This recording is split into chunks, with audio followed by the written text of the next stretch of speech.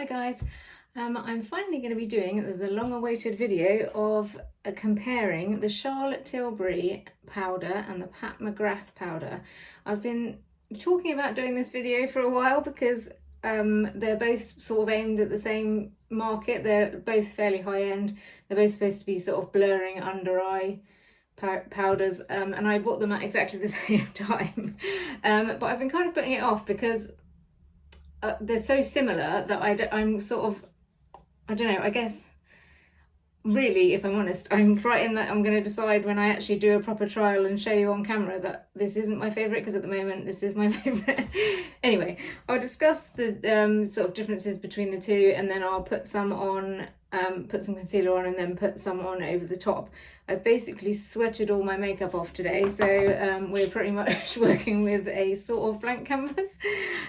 So yeah, basically this is what they both look like. This is the Pat McGrath. It is in a very small, compact, it's very white. It comes with a very small mirror. The packaging on arrival was pretty poor. I think I've thrown it away now. It came with like a little pouch with some sequins in, which I guess is sort of supposed to be gimmicky, but for this kind of money I would expect something better than that. This, however, came in a nice box. I mean, it's just a box, but it still felt like expensive, and the actual compact itself feels quite expensive, but I'll get to that in a second. So this is then sort of side by side. One is significantly bigger than the other. Looks wise, actually, I'll go there first. This I just think is so much nicer. Like, it looks pretty. I've just seen you can actually have it engraved. It's a decent sized mirror.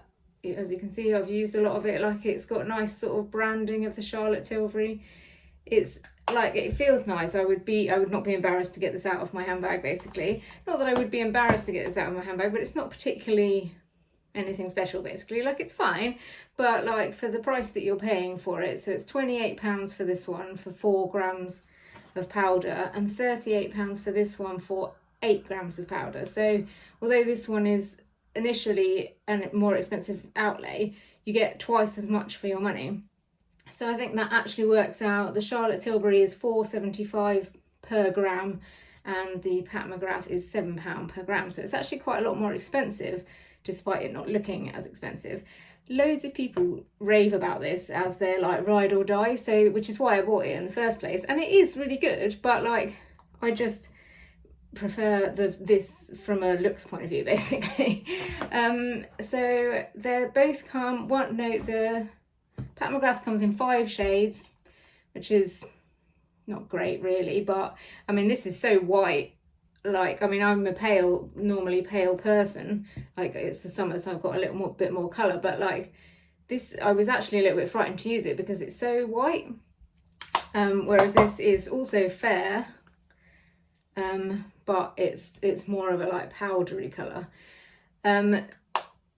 So yeah, anyway, the Pat McGrath comes in 5 shades: light, medium, deep, yellow and translucent. So there's only one darker colour. 4 shades for the Charlotte Tilbury: fair, medium, tan and deep. So tan and deep are both darker colours, which I prefer that there is some diversity there, but there's still only 4 colours, which isn't great, but I guess it's supposed to just be a blurring powder rather than necessarily like matched to your skin. The Charlotte Tilbury is also refillable. I like that, although the refill I think is £32, so you don't save a whole lot of money. But I quite like also that you can pay £5 and get it engraved, although you can only get 12 characters, so that's not ideal for your £5. But I do like the fact that it's more sustainable as well. You can get it refilled, so you don't have to keep throwing this away every time, whereas this one you do. So anyway, I will get to the trial now and just whack on some concealer first so that we can see it's on sort of fresh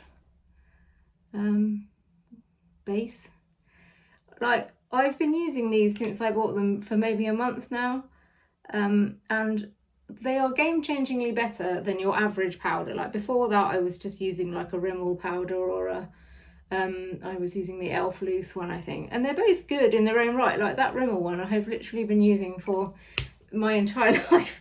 But like now I'm getting older, I notice that the under eye area, especially when you put powder on it, like it looks dry and makes me look old basically. So these powders are supposed to be blurring, and I thought, well, how much difference can it actually make? But it turns out quite a lot. So when you, I mean, this probably isn't the best example because I've had makeup on today and this is my second layer, but we have been putting this off, so I just wanted to get the video done, to be honest. And I guess this would be what I would be doing if I was going on a night out, just applying another layer of makeup to touch up the original makeup basically. Right, so we've put concealer on, so you can see what that looks like before. And then now I'm going to do one eye with Charlotte Tilbury and one eye with the Pat Mcgrath. This eye is a little bit wrinklier anyway, like I think it's I've got like a Amelia and stuff, so I'm going to put the one that I think is my favourite on this eye, so I'm not unfairly biasing it already. So I debated what to use to put it on, but this is what I've always used, this brush, although I've recently been using a beauty blender sponge thing, which I'm enjoying. I shall review that separately. Right, so that is one eye with the Charlotte Tilbury, and I don't know if you can see that, but I mean obviously there are still fine lines, and especially because it's my second application, but it's definitely way better than it was with like older, more sort of cheaper powders, or maybe even just powders that aren't really designed to be used as blurring ones. So I'm now using the Pat Mcgrath on this eye. See, one thing I will note is that despite it looking really white in the pan, look, you can see that actually is no real difference in the colour.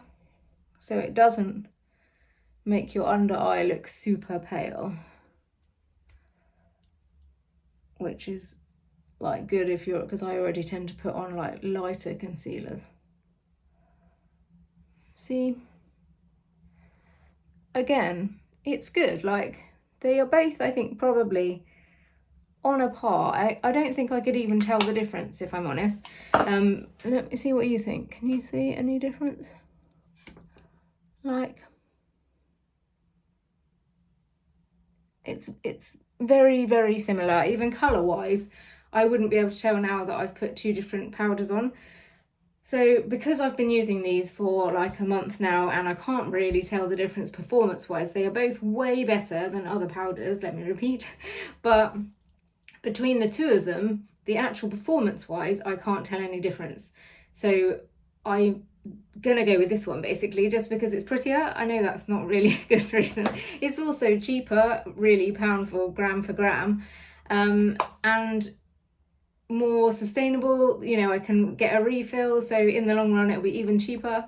Yeah, so all in all, this is my winner, but they are both equally good. This, I guess, would also be useful if you just wanted something really small to carry with you. And like I say, lots of people will say it's their ride or die, so like obviously it works. But yeah, in conclusion, this is my favourite, basically purely based on the fact that it looks nicer, is more sustainable and is cheaper, but performance wise they are both exactly the same. Anyway, if you enjoyed this video, please like and subscribe, and it helps me create more content for you. So yeah, that's it. Thank you for listening. Thank you. Goodbye.